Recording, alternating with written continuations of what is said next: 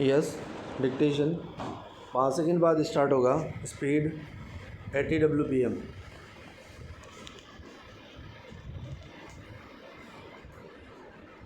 Yes, start. पहले चुनाव में बैलेट पेपर एवं बैलेट बॉक्स का प्रयोग किया जाता था। विराम। प्रौद्योगिकी में विकास के बाद चुनाव को भ्रष्टाचार से मुक्त कर इसे अधिक विश्वसनीय बनाने के उद्देश्य से इलेक्ट्रॉनिक मतदान मशीनों (EVM) का प्रयोग आम चुनाव में होने लगा। विराम। इसके लिए वर्ष 1989 में संविधान संशोधन करना पड़ा। विराम।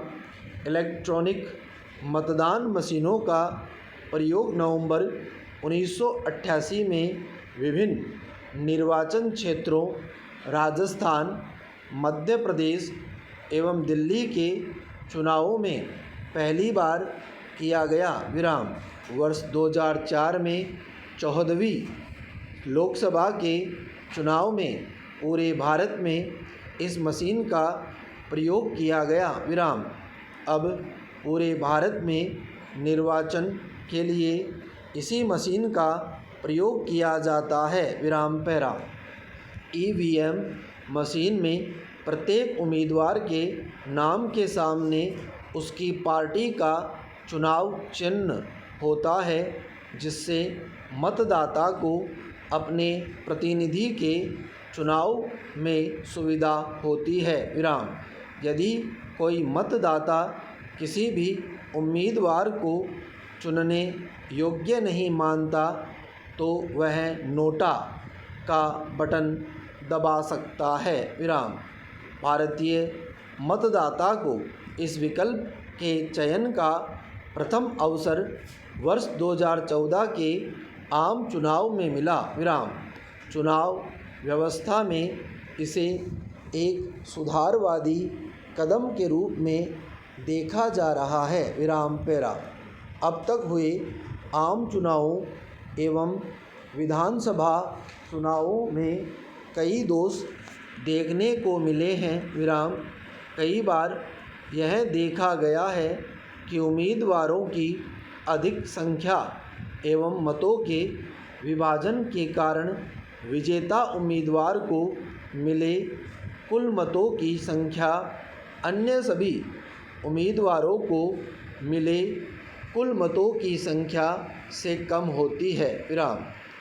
इस तरह बहुमत प्राप्त न होने के बावजूद वह विजयी हो जाता है। विराम।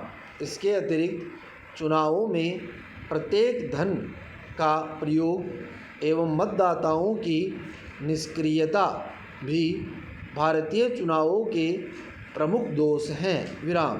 कभी कभी यह भी देखा गया है कि विभिन्न राजनीतिक दल चुनाव जीतने के लिए असामाजिक तत्वों का प्रयोग भी करते हैं। विराम पैरा।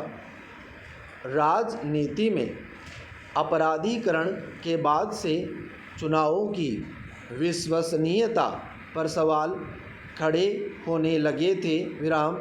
चुनावों में इलेक्ट्रॉनिक मशीनों के प्रयोग के बाद से इनकी विश्वसनीयता में तो वृद्धि हुई है, किंतु चुनावों में होने वाला भ्रष्टाचार बिल्कुल समाप्त हो गया है, ऐसा नहीं कहा जा सकता। विराम।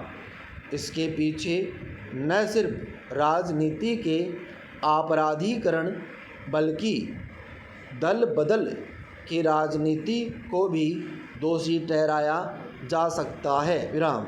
एक बार समाज सेवक अन्ना हजारे ने कहा था, हमें मौजूदा चुनावी सुधारों में मौजूद खामियों को दूर करने के लिए सतत लड़ना है। विराम। चुनावों की विश्वसनीयता बनाए रखने के लिए और चुनाव प्रक्रिया में सुधार करने हेतु अब तक कई समितियों का गठन किया जा चुका है। विराम। वर्ष 1974 में VM तारकुंडे की अध्यक्षता में ऐसी ही एक समिति का गठन किया गया था। विराम। चुनाव में सुधार के लिए अब तक कई समितियों के महत्वपूर्ण सुझावों को क्रियान्वित भी किया जा चुका है। विराम।